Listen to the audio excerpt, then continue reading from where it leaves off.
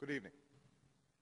Tonight, I can report to the American people and to the world that the United States has conducted an operation that killed Ossama bin Laden, the leader of al-Qaeda, and a terrorist who's responsible for the murder of thousands of innocent men, women, and children.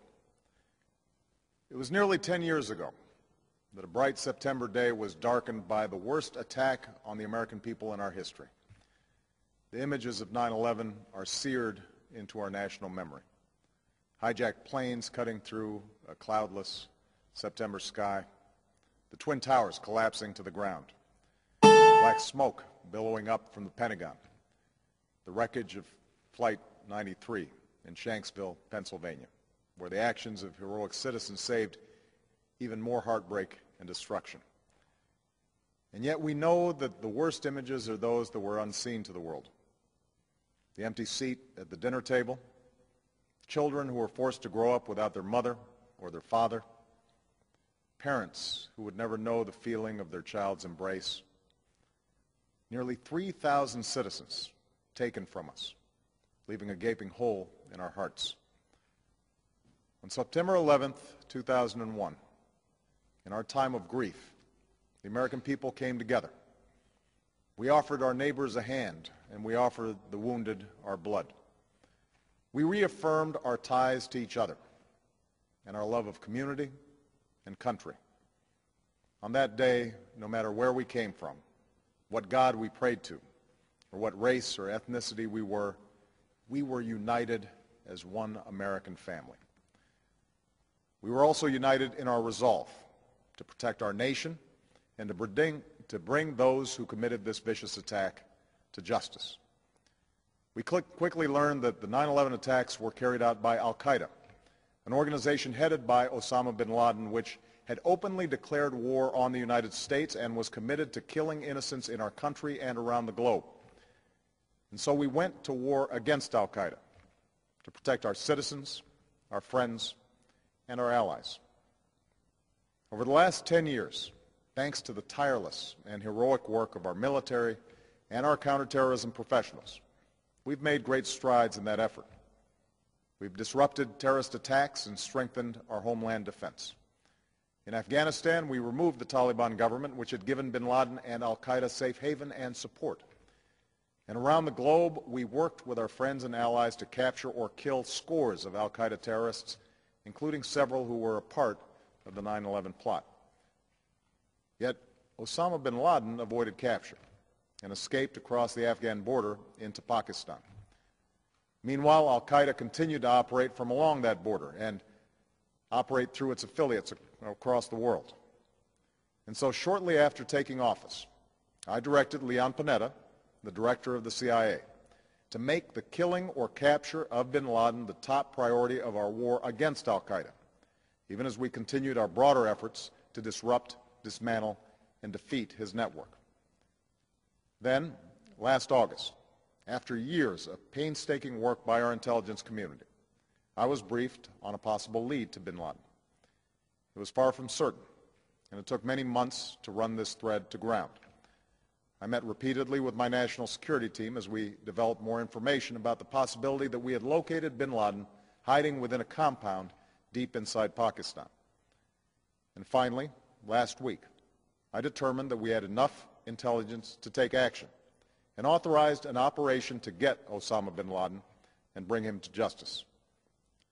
Today, at my direction, the United States launched a targeted operation against that compound in Abbottabad, Pakistan.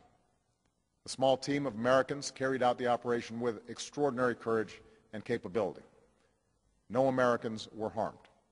They took care to avoid civilian casualties. After a firefight, they killed Ossama bin Laden and took custody of his body. For over 2 decades, bin Laden has been al-Qaeda's leader and symbol, and has continued to plot attacks against our country and our friends and allies. The death of bin Laden marks the most significant achievement to date in our nation's effort to defeat al-Qaeda. Yet his death does not mark the end of our effort. There is no doubt that al-Qaeda will continue to pursue attacks against us. We must and we will remain vigilant at home and abroad. As we do, we must also reaffirm that the United States is not and never will be at war with Islam. I've made clear, just as President Bush did shortly after 9/11, that our war is not against Islam. Bin Laden was not a Muslim leader. He was a mass murderer of Muslims. Indeed, al-Qaeda has slaughtered scores of Muslims in many countries, including our own. So his demise should be welcomed by all who believe in peace and human dignity.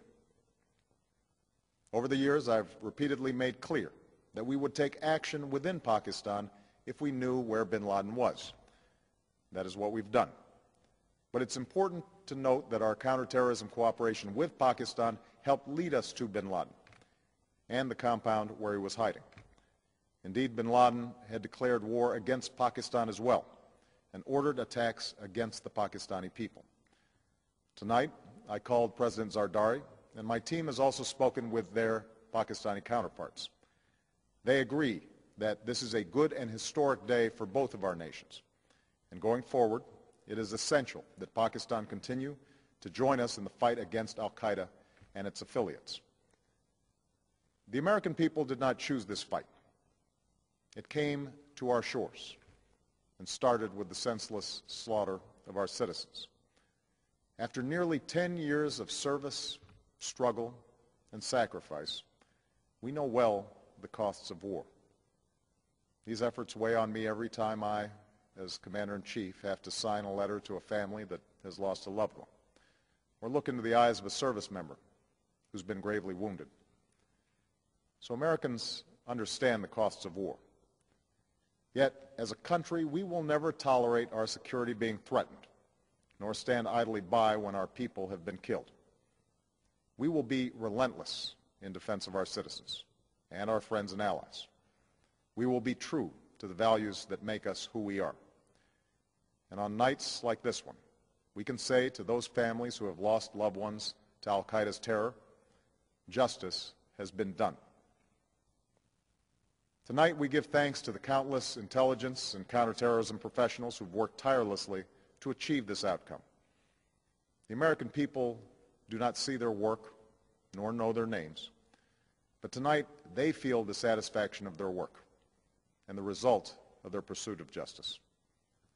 We give thanks for the men who carried out this operation, for they exemplify the professionalism, patriotism, and unparalleled courage of those who serve our country. And they are part of a generation that has borne the heaviest share of the burden since that September day. Finally, let me say to the families who lost loved ones on 9/11 that we have never forgotten your loss, nor wavered in our commitment to see that we do whatever it takes to prevent another attack on our shores. And tonight, let us think back to the sense of unity that prevailed on 9/11. I know that it has at times frayed, yet today's achievement is a testament to the greatness of our country and the determination of the American people. The cause of securing our country is not complete, but tonight we are once again reminded that America can do whatever we set our mind to. That is the story of our history.